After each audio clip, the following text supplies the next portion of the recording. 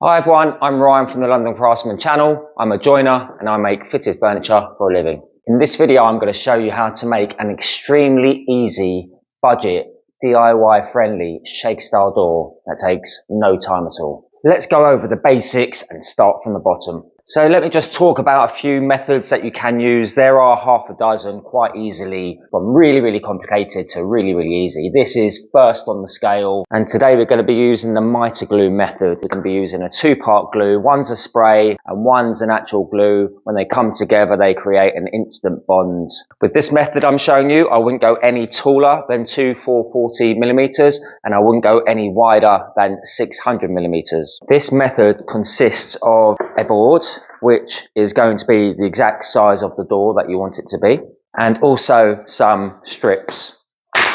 Okay, so before we go any further, let me go over a few details that you need to know before you get cracking on. The door thickness is determined by what hinges that you use. On most occasions you're going to be using a concealed hinge. I'm going to leave a link to the video describing all the hinges just here. That will give you all the info that you're going to need. I'm using the GTVs. They only allow for door thicknesses of up to 18 millimeters. So picking the correct hinges is very important to determine the maximum thickness of the door that you're going to make. For this demo, I'm going to be using a door blank of 12 millimeters thick. This is MDF. For the strips, I'm going to be using 6 millimeter MDF. If you do decide to go for the Blum or the grass hinges, the hinges that will allow for thicker doors, you can go for a thicker blank, possibly 18 mil with 6 mil strips. That will give you 24 mil in total. Or if you wanted to have the shaker style look on both faces of the door, you could use a 12 mil blank with 2 strips, one on either face, and that will also give you 24 mil. On this demo, I'm going to be using a 12 mil blank with a 6 mil strip, giving me an 18 mil door on one face. That's it. Let's go over how we're going to assemble this door and actually make it.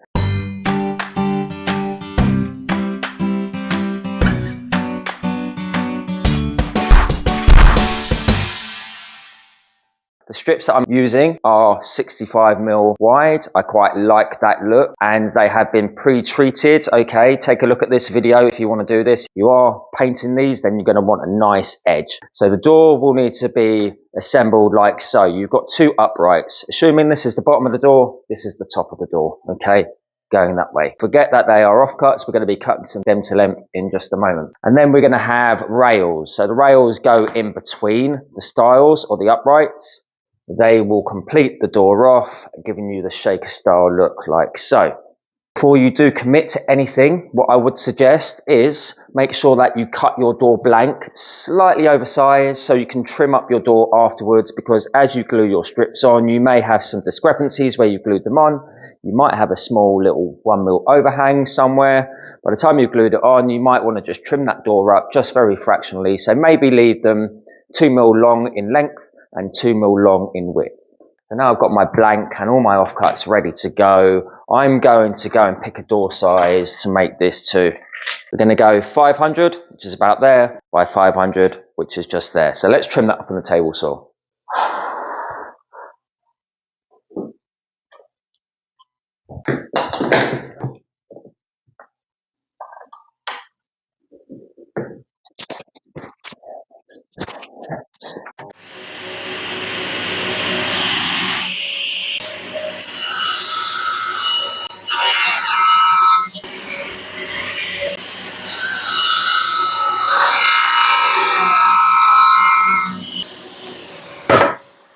So we have our door blank. The next thing we're going to need to know is how long the strips need to be.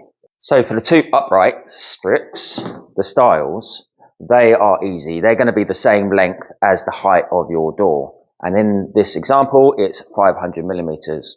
For the rails, the horizontal pieces that go in between the uprights, they are a little bit different. All you'll need to know is the width of the strips that you have cut. On this occasion, it's 66 millimeters. So 66 and 66 off of 500, and that equates to 368 millimeters long. I'm going to be using my chop saw that pops out of my bench on a scissor lift. Check out this video. Let's give a little clean with my new favourite toy. This is my new favourite toy. It's the Wolfbox Megaflow 200. It's a fantastic air duster.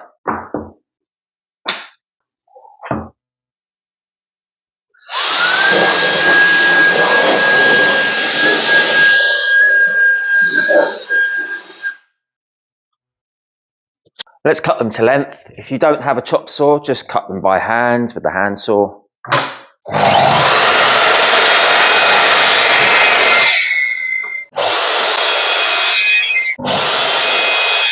Stay tuned until the end because I'm going to be talking over this little detail right here, which you're going to want to know if you want to get a really professional looking door. Don't go anywhere, stay to the end. Now the fun begins. Okay, and this is what we're going to be using to assemble our door, okay? It's a mitre glue, it's a 2-part glue. This is the spray and this is the actual glue part. You spray one part and you glue the other part, you put them together, and within 5 seconds they will be like one solid component. This has got me out of trouble so many times. It's really, really good. I'll leave links in the description for you. We use this on site all the time, and the occasional shaker style door when we're making them here in the workshop. So what we are going to do is do a quick dry run. So we've got our uprights, our stiles on the left and the right, making sure that the sanded, smooth, treated edge is facing inwards. And again, on this side too, lines up nicely with the top and bottom and with the edges. And then we're going to put our rails in between. Again, we're going to be facing the smooth edge in towards the door, pre-treated edge, like so. Okay, so how are we going to tackle this? How are we going to glue this down in the right order? So my personal preference is to spray and glue down one upright, one stile. Okay, so we're going to be doing this one first. And then we're going to be doing one of these, whether it's the top or the bottom. And then last, we're going to be putting on the last upright, like so. So we're going to be spraying the door part, okay, with this. And then the strips, we're going to be putting the glue on the strips on the back. The strips are 66 millimeters wide, so we just need to know how much to spray, okay? We don't want to really waste tons of this. You can just gauge it. For example, you could just freestyle it, okay? Remember, this will evaporate. But if you want a guide, feel free to just draw your lines in by putting your strip in place and just drawing it with a pencil like so. And then you know where you're spraying. Let's go ahead and just draw those in for you. So, okay, so step one, we said we're going to do one upright, and then we're going to do a rail, and then another upright. Smooth these out the way. Spray this part of the door and glue the back side of that strip. Put plenty on. To apply the glue on these strips, I simply just put 2 beads and then a couple of dots in the center, about 1 centimeter in, and a few dots. You can put as much or as little as you want on, but I would suggest about this much. So I'm using my fingers and thumbs as a guide before I actually commit, and then I'm just going to gradually lower it down. And once I know I'm happy, I'm just going to give it a firm down like so. And we have got one strip in place, so it's not going anywhere for love nor money. And this is what we've got. I'm just going to continue the process for the top and the bottom. That's evaporated. Going to go ahead and butt this edge up against this edge, and then also at the bottom of the door. Like so. I'm happy. And firm that down.